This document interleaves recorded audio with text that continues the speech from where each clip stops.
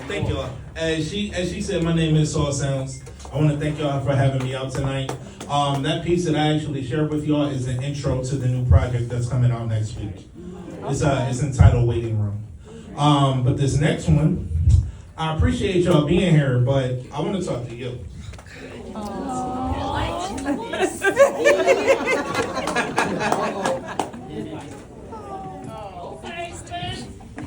So with that said,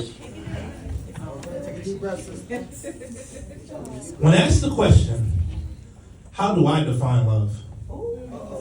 I'll simply say, Karima. Because my definition of love is not meant to define every relationship. It's not supposed to be what Merriam-Webster identifies as the openly accepted meaning of what love is claimed to be. No. You see, my definition of love is not generic. It's personal. My definition of love is the reason I want to smile. It cannot be broken. My definition of love is the reason that every other woman, no matter her face, shape, or complexion, is in my eyes. There is no theme of attraction that has any traction in slowing me down from wanting to come home every day. Knowing that she is okay, and if she is having a bad day, doing everything within my being to make sure I am not the reason, but the resolution. I view every day like a new year in our marriage, because I want to make sure that whatever was done wrong or didn't go as planned yesterday is done correctly this year. And when my struggle and become repetitive, it's her forgiveness that embraces repetition. Plus, it's the way she processes life for me. Even when I'm stuck wearing my dunks cap looking like, what, yo? I find unwavering enjoyment because I come to know more about her. And our closeness is closer, you see, to me. Karima is a straight A student with a perfect GPA who is valedictorian because she could have learned and accepted the definition of love from any other source, but she chose to study the textbook of my life, disregarding the dog ears, the highlights, the notes taken of what I wish I lived differently. And she decided that my imperfections are perfect for her. She took her heart's pen and started writing, making sure that each additional chapter reads, Spencer and Karima came, Spencer and Karima saw, Spencer and Karima conquered, Spencer and Karima made it, and has mastered her major of what love means. That is why my definition of love is that we are perfectly imperfect for each other.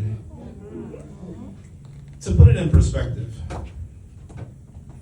I would drink Karima's love from a bottomless glass and still ask for a refill.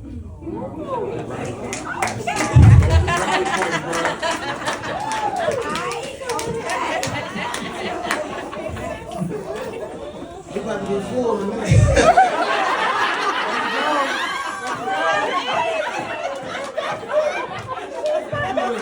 That boy kicked in the rail.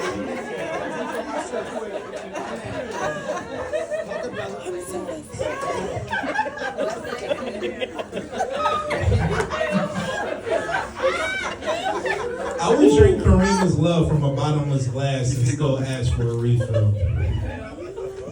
There is no test that can accurately measure my level of intoxication when she asked, hey babe, how was your day?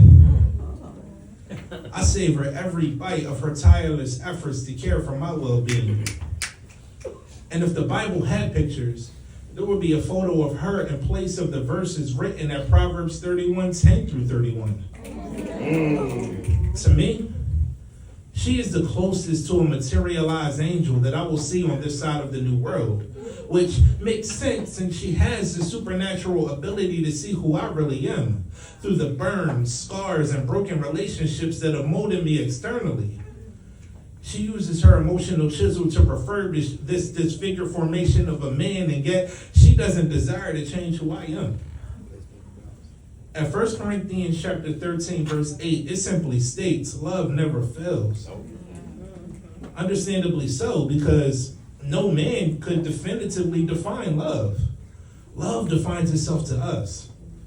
Someone asks, how do I define love? I'll simply respond, you.